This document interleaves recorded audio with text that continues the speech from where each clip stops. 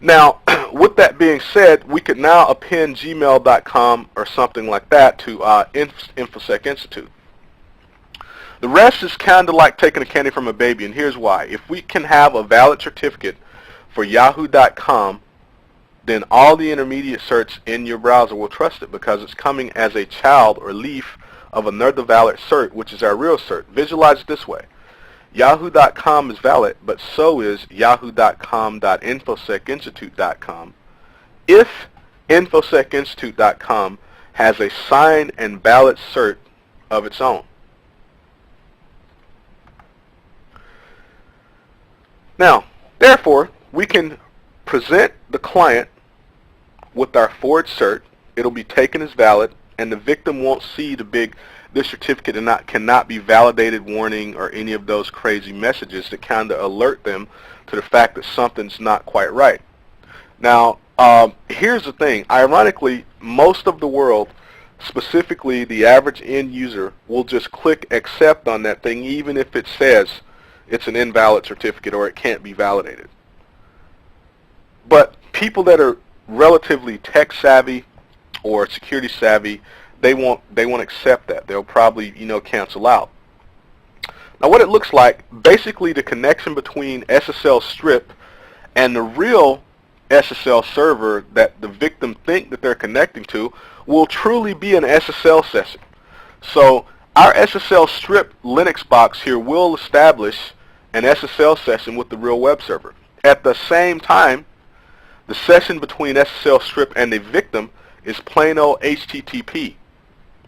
Now they never know this because they just trust the fact that when they click on that secure login, they're now communicating SSL. So what happens is when they do that, they click that secure sign-in button, and then they enter the credentials and send them.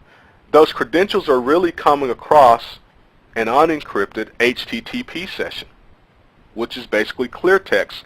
SSL strip sends this, rip this off, sends it right over to Ettercap or whatever you happen to have listening. It could be other things actually. Then SSL strip proxies these credentials that the client sends over to the real server that they think they're connecting to and forms a real SSL session on that side. Now, here's basically what it looks like. You can see on the right here, the victim establishes or thinks they're establishing an SSL session with the bank server. In actuality, they're establishing an HTTP session with SSL strip. SSL strip now forges a fake certificate based on what it proxied and got from the bank. All right. After it forges that fake certificate, it now sends that certificate to the victim. The victim knows no better because the certificate looks valid. Proceeds to send credentials. Again, they're coming over SSL over over HTTP over port 80. They're being redirected to port 10,000, and we'll look at that in just a second when we break the commands down. And then SSL strip can rip those credentials right off and send them to whatever else you happen to have listening. Now, the first command we entered in the video, or one of the first commands, was this echo command, and basically I'm just echoing the value of 1 to this config file.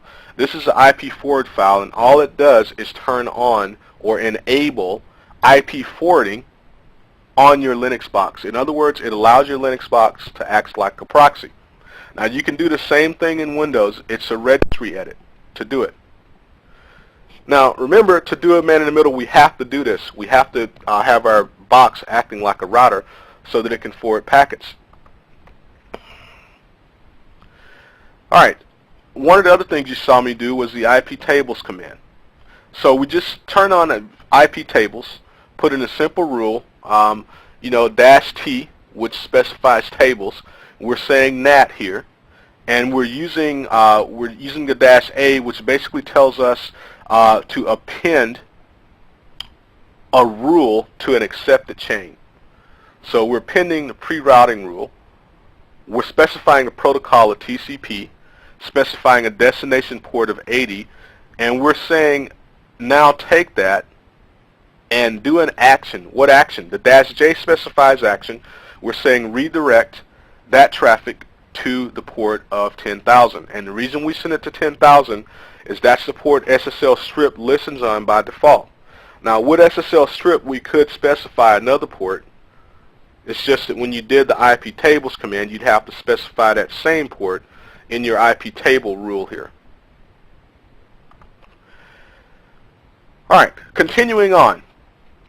Next thing we did was ARP spoof. So this is how we ARP spoof 132, which is the victim, and we make the victim think that we're the gateway. Now we're basically sending ARP replies to the target of 132, basically saying 192.168.1.1 is at the MAC address of our Linux machine. And again, if that's confusing to you, go back and look at the first man-in-the-middle video, because we get into that a lot more because we're not really doing SSL, so you know, we depend on ARP a lot more in that case. So essentially we're telling the target that we're the gateway, which is part of the equation here. Alright, then we went on and fired up SSL strip. We passed the -A option. This is a little a. It logs all SSL traffic to and from the server, the built-in server in SSL strip. We passed the -K option, kill all sessions in progress. In other words, you know, if there's already a session, an SSL session established, it's going to kill that one and force a reestablishment, which allows us to do the hijack. And the -F button basically, or the -F option basically allows us to send a lock favicon on our request. In other words, they should still see the little lock that makes them think they're communicating SSL, even though they're not. Now, with all of this, we did have to fire up EtherCap as well. We passed the -T option with it, which simply specifies text-only mode, because we don't want to deal with GUIs and trying to, you know, configure this via GUI. We pass the -Q option, which specifies quiet mode and does not print packet content since we don't need it. We don't need packet content because we're getting everything we need on the other side here. And then we have the -I option, which specifies the interface. If you're using Ethernet 1 on your Linux box, you'd specify ETH1. So forth and so on. In my case, when I did the video, I'm using Ether0 as my network card. So I specified Ether0 as my interface with the -I option. Alright, that's pretty much it. That's what we did. That's how it worked. We just walked you through the commands. What I would recommend now is going back, taking a look at the video once more with the notes that we just gave you in this presentation. And I'm going to do a follow-up with this and dig a little bit deeper. Actually, I'll dig a lot deeper into SSL. And we'll look at some alternative ways to defeat it. Some are not going to be as elegant as this, but you know, sometimes you need speed. You don't need elegance. So we're going to look at some other ways to defeat it, as well as some other things. Hopefully you guys enjoyed that. See you next time.